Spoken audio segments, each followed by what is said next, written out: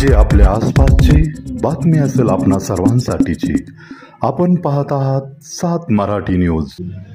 नमस्कार, मी धनराज खंडाळे 7 मराठी न्यूज मध्ये आपले स्वागत करत आहे। प्रथमतः आपणा सर्वांना साहित्यरत्न, शिवशाहीर, लोकशाहीर, जगविख्यात साहित्यिक अण्णाभाऊ साठे यांच्या 104व्या जयंतीच्या निमित्ताने आपणास हार्दिक हार्दिक शुभेच्छा। मित्रांनो, आज आपण आलो आहोत दौंड तालुका, दौंड जिल्हा पुणे या ठिकाणी। येथील गेले 30-40 वर्षापासून अण्णाभाऊ साठे यांच्या जयंती उत्सवाचा कार्यक्रम मोठ्या आनंदाने आणि पारंपरिक पद्धतीने येथील समाजाचे ज्येष्ठ नेते आबासाहेब वाघमारे यांच्या मार्गदर्शनाखाली सुरू आहे।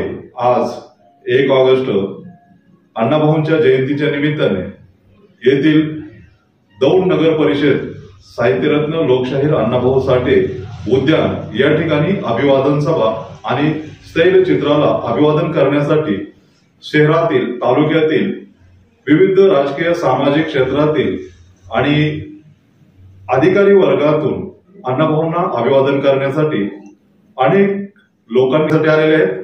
तत्पूर्वी जयंती महोत्सव समितीच्या वतीने 89व्या मराठी साहित्य संमेलनाचे अध्यक्ष डॉक्टर श्रीपाल सबनीस यांचं व्याख्यान आयोजित केले होते। तसेच कुमार आहेर लिखित, निर्मित आणि अभिनेत असलेले मी महात्मा फुले बोलतोय या एकपात्री प्रयोगाचे आयोजन करण्यात आले होते। या दोन्ही कार्यक्रमाला प्रेक्षकांनी भरभरून प्रतिसाद दिला आहे। याविषयी आम्ही घेतलेला खास रिपोर्ट आपल्यासाठी। Bureau report 7 Marathi news, Daund. नागरिक आणि ज्यांनी हा कार्यक्रम आयोजित केला ते आबासाहेब वाघमारे साहेब, उपस्थित बंधू आणि भगिनींनो, आपल्याला सांगायला मला आनंद वाटेल की मी इथे येण्यापूर्वी सांगली जिल्ह्यातून आलेलो आहे आणि सांगली जिल्ह्यामध्ये जवळजवळ 6-7 वर्ष काम केल्यानंतर तिथं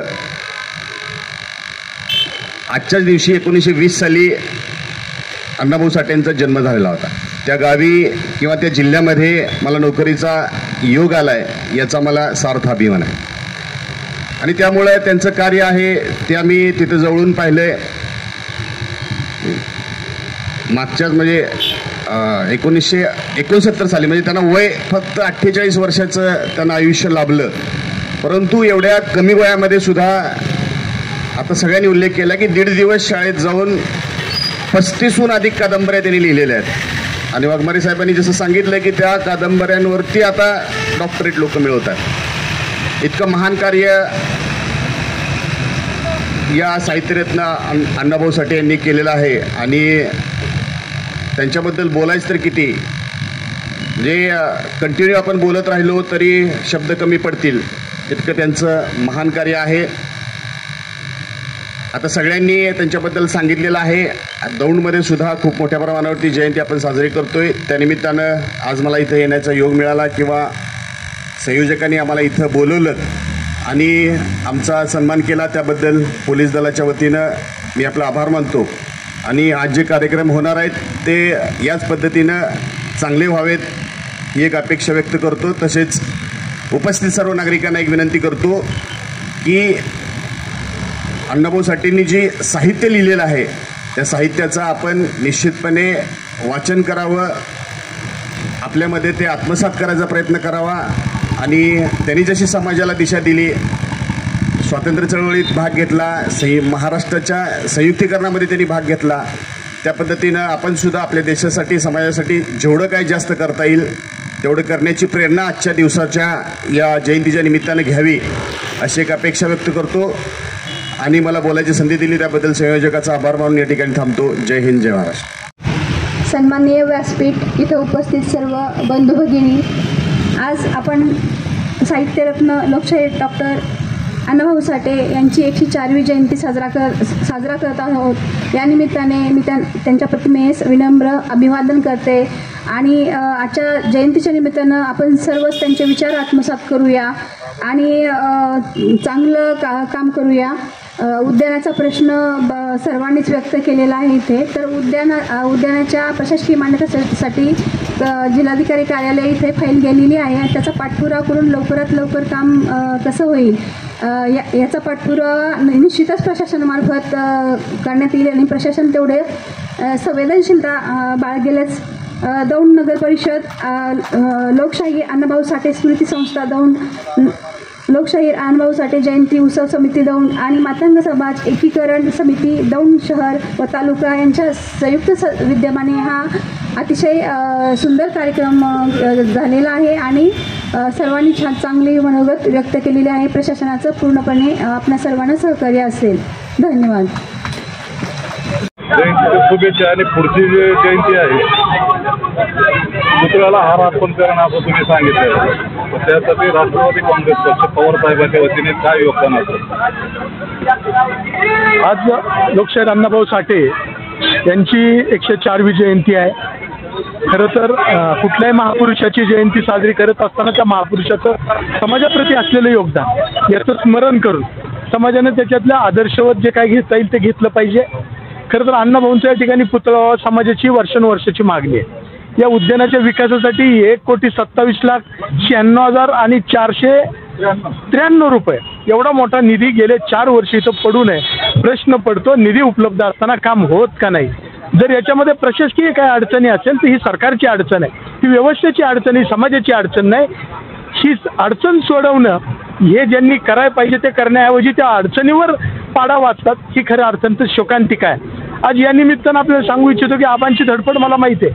हा रस्ता होताना गडकरींपर्यंत जाण्याची त्यांची धडपड, गडकरींशी केलेला पत्रव्यवहार, दुर्दैवाने आम्हाला त्याच्यात यश आलं नाही. आजही पवार साहेबांच्या माध्यमातून, सुप्रियाताईंच्या माध्यमातून या विषयावर आबांनी निवेदनं दिली, त्याचा पाठपुरावा चालू आहे.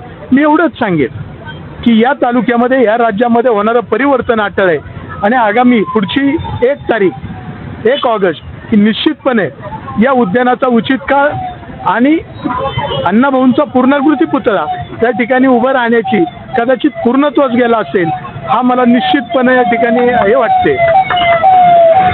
मला विश्वास वाटतो की तो पूर्ण होईल. याच्यामध्ये कुठलाही अभिनिवेश नाही, तर ही गरज आहे. त्याच्यासाठी सगळ्या व्यवस्था आहेत, फक्त मानसिकतेची गरज आहे. ती मानसिकता निर्माण करण्याचं काम पुढच्या वर्षभरात आम्ही करून हा विषय संपवू.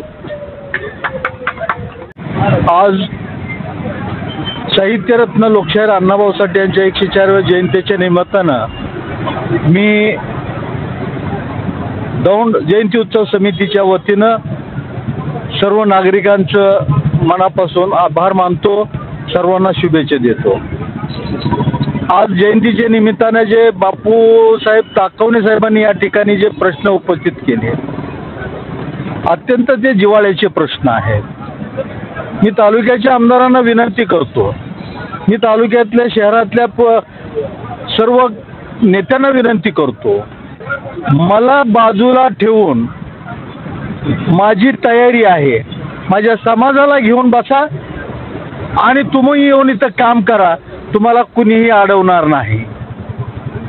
पुतळ्याचं काम असेल, गार्डनला आलेलं निधीचं विकास काम असेल, माझी त्या कामाला कुठंही एका ओळीचा विरोध नाही.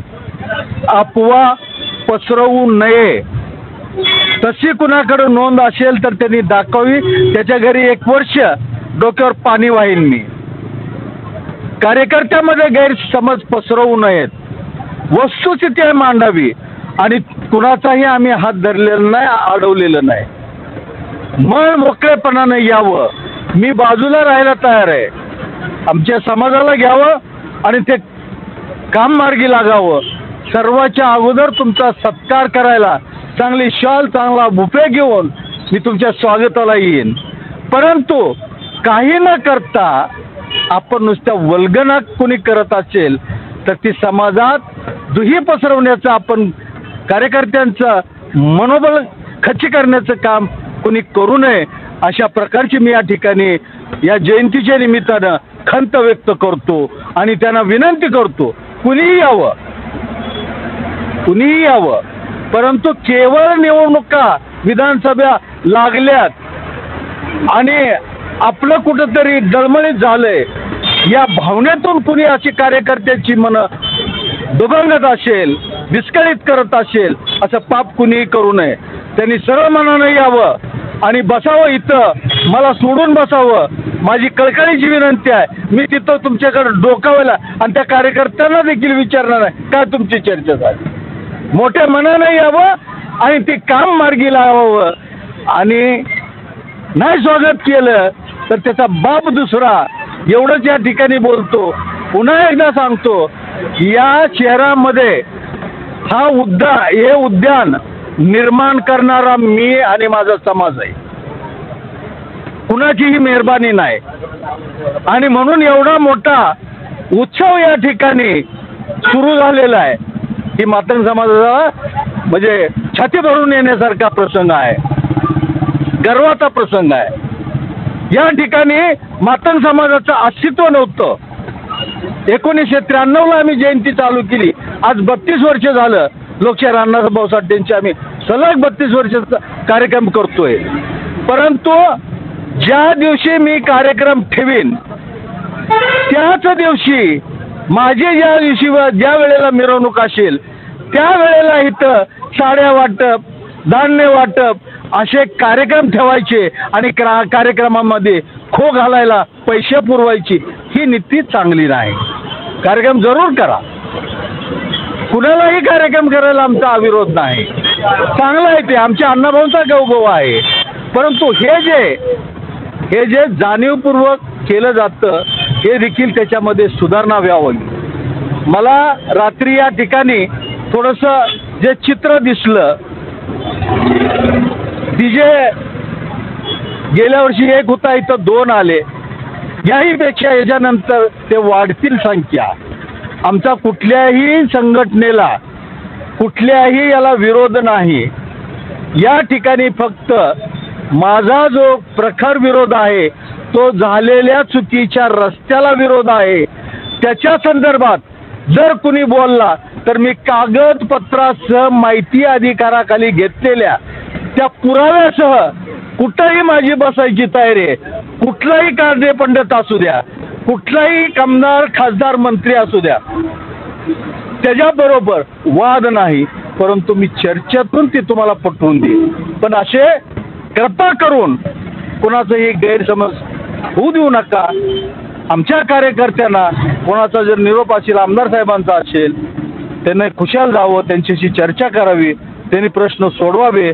त्याला ह्या कुठल्या उद्यानातला विकासाचा निधी आलेला आणि पुतळ्याची मान्यता, रस्त्याच्या संदर्भात मात्र आमच्याशी चर्चा केल्याशिवाय किंवा नगरपालिकेचं म्हणणं आहे तो 4 मीटर पलीकडे गेला पाहिजे. नगरपालिकेचं म्हणणं आहे जो रस्त्याचा मध्य सोडून कायमचा चुकीचा केलाय, ही माझं नव्हे तर शासनाचं, नगरपालिकेचं म्हणणं आहे. बापूसाहेब,